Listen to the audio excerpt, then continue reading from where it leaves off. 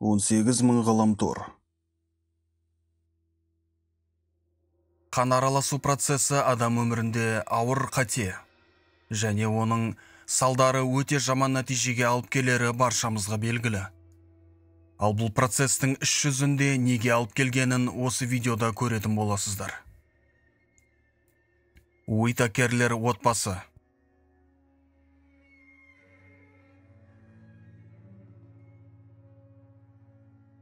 Өткен ғасырдың 30 жылдарынан бастап Батыс Вирджиниядан келген бұл шағын отбасы инбридинг деп аталатын жақын туыстар арасында байланыстарды белсенді түрде дамытып келеді.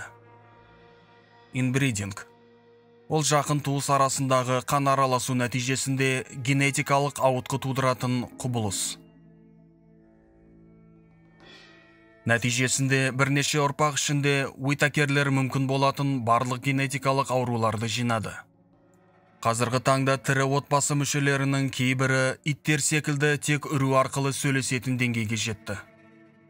Уитакерлер туралы алғаш рет документалист Марк Лайта жазған болатын. Ол 2009 жылы «Теңдермен құралған» атты кітабына ерекше американдық туралы әңгімелер мен суреттер және материалдар жинау мақсатында Құрама Штаттарға сапар шекті. Бір түрлі наным сенімдерді ұстанушылар, жан түршігерлік жарақаттардан зардап шеккендер, жасырын миллионерлер. Автордың идеясы бойынша кітаптағы әрбір портрет осы адамдардың арасындағы үлкен айырмашылықтарды көрсетуі қажет. Марк Лайтаға біреу от таулы қалашығы Батыс Вирджинияда тұратын инбридинг қатеріне қатты шалдыққан отбасы тұратынын айтты. Марктың бұл отбасыға деген қызығушылығы артып, олармен кездесуге қатты асықты. Бірақ бұл отбасымен кездесу оңайға соқпайды. Құдды өзіңді қорқынышты хоррор, ужас фильмдеріне түсіп қалғандай сезінесің деп Маркты алдын ала ескертті. Алайда Лайтаны бұл ескерту еш қорқыта алмады. Ол камерасын алып, от қалашығына уитакерлер отбасын іздеуге кетті. Ол кезде бұл қалашықта небәрі 800 адам тұратын. Сондықтан бұл ерекше отбасын табуға қиынға соқпады. Дегенімен Маркты шытырман оқиғалар көп күттірмеді. Қалашықта кездестірген ең бірінші тұрғын Марктың алдынан мылтығымен шығып, оған бұл жерден дереу кетуге кеңес берді. Лайта ол ер адамды тыныштатуға тырысты. Бірақ қарулы ер адам өзін өте агрессивті түрде ұстады. Жергілікті тұрғындар уитакерлер отбасына қамқор болып, осында келіп ерекше отбасын суретке түсірмек болған адамдарды қуып жүргені белгілі болды. Марк тұрғындарға өзінің ой мақсатын толығымен айтып түсіндірді. Яғни ол бұл отбасын келеке ету үшін емес, өте маңызды кітап жазуға материалдар жинау үшін келгенін айтты. Уитакерлердің үйі өте аянышты күйде екен. Құлауға сәл қалған қисайған шатыр, барлық жерде шашылған қоқыстар және оның үстімен лас иттер жүгіріп жүрді. Оған қоса отбасы мүшелері одан да қорқынышты халде еді. Бұл енді сұмдық. Мұндайды мен бұрын соңды еш көрмеппін, деді Марк Лайта. Келе салысымен мұнда осы адамдар жан-жағына жалтақтаған көздерімен жүр. Және олар маған қайта-қайта үре берді. Араларындағы бір жігіттің көзіне тік қарағанымда, ол айқайлап қашып кетті. Сол сәтте оның шалбары төмен түсіп кетіп, ол қоқыс бағын теуіп жөнелді. Осында іс-әрекет бірнеше рет қайталанды. Марк, Бетти, Лоррейн және Рейм егіздерімен, олардың бауыры Фредди Тиммимен танысты. Олардың арасында тек Тимми ғана мектепті бітірген. Ал қалғандары денсаулық және психикалық ауытқылар себебінен мектепке бара алмаған. Ал Рей тек өзгеше үру арқылы сөйлесе алады. Бірақ осыған қарамастан отбасы оның тілін жақсы түсінеді.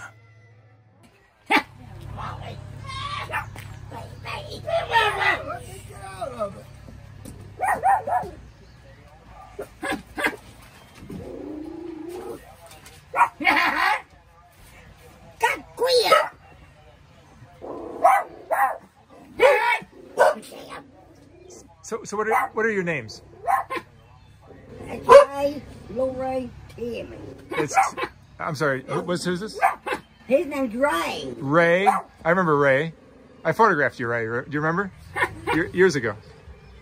And your name is? Lorraine. Lorraine. And Timmy. Yeah. Now, you guys grew up here in Odd, West Virginia. How many years have you lived here? All her life. All my life. You're you guys, I mean, did you go to school? You did? Some of your brothers and sisters probably didn't go to school, or how much schooling did they get? They didn't went to school long, but he graduated. You graduated from what? We were from high school. You went to high school, Timmy? Yeah, he went to high school on back. And how about you, Lorraine? No, she didn't went to school. She didn't. And no, they didn't went to school. Come on out.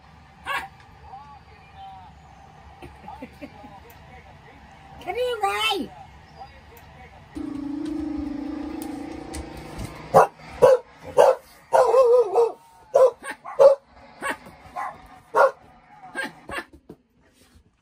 So, Ray.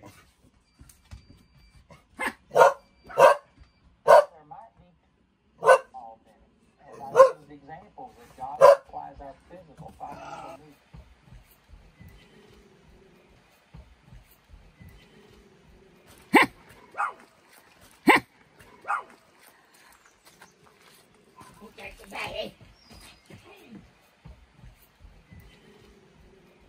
What's your favorite memory, Ray? Do you remember anything about your life?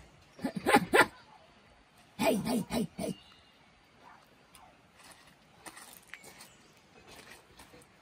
And you lost your other brother.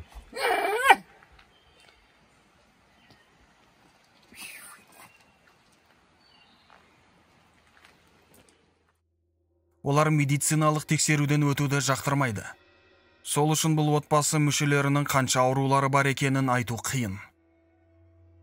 Марк бұл жанұяда белсенді қан араласу процесі өткен ғасырдың басында туған егіз бауырлар Генри мен Джон бастағанын анықтап білді. Генриде 6 бала, ал Джонда 9 бала болған. Джонның бір қызы Генридің бір ұлына тұрмысқа шыққан. Дәл осы сәттен кейін бәрі басталды. 1937 жылдан бастап бұл жоп 15 бала дүниеге алып келген. Оның көбісі тума генетикалық ауру болған. Арасында жобамен аздап болса да дені сау балалары уақыт келе өздерінің сәбилерінде дүниеге әкелді. Бірақ бұлар жақындарымен қан араластырмаған. Осылардың арасында Марк сол қан бұзушылықпен айналысқан Уитакерлер отбасы мүшелерімен танысқан болатын. Марк Лайта өз кітабына фотосуреттер түсірді. Аздап қолынан келгенше Уитакерлермен сұхбаттасып, үйіне қайтты. Бірақ 2020 жылы осында қайта оралуды шешті. Оған Фреддидің бауыры жүрегі ұстап қайтыс болып, ал жанұяның халі одан да қатты нашарлап кетті деген сыбыс жетті. Бұл жолы Марк оларды видеоға түсіріп, YouTube арқылы осы жанұяға көмектесе алатын адамдардың назарын аударғысы келді. Сол жәрдемақыны отбасыға жаңа баспана алып беріп, ескі қирауға жақындаған үйден көшіруге жұмсауға жоспарлаған болатын. 2022 жылы Марк тағы да Уитакерлер жанұясына барып келді. Бірақ жаңа баспанаға керекті сома жиналмады. Бірақ сонда да донаттан түскен ақшаға отбасы ескі үйін аздап болса да жөндеп алды. Енді оларда жаңа тоңазытқыш пен су жаңа төсек бар.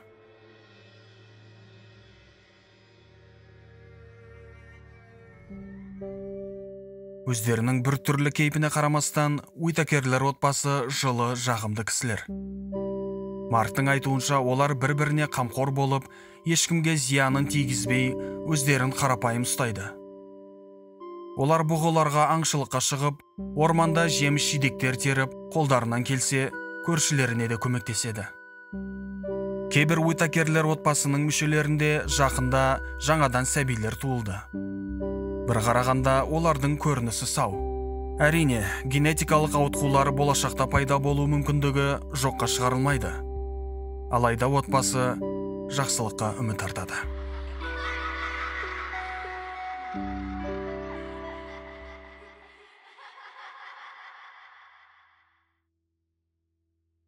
Алайда мұндай инбридинг жағдайлары біздің ғана уақытта емес, көне заманда да орын алған. Мысалға, 1661 жылы туылған Испания королі Карл II. Оны сол заманда дуаланған және сиқырланған деп атаған. Яғни зұлым рухтар оны қарғыс атқан. Сол үшін ол осындай ерекше адам деген ұғым қалыптасқан. Бірақ ол қандай ерекшелік? Және ол ерекшеліктерге рухтардың қаншалықты қатысы бар? Әрине, мұның себебін өздеріңізде шамамен түсініп тұрған боларсыздар. Инбридинг. Карл II әулетінің өзара жаппай қан араласуы.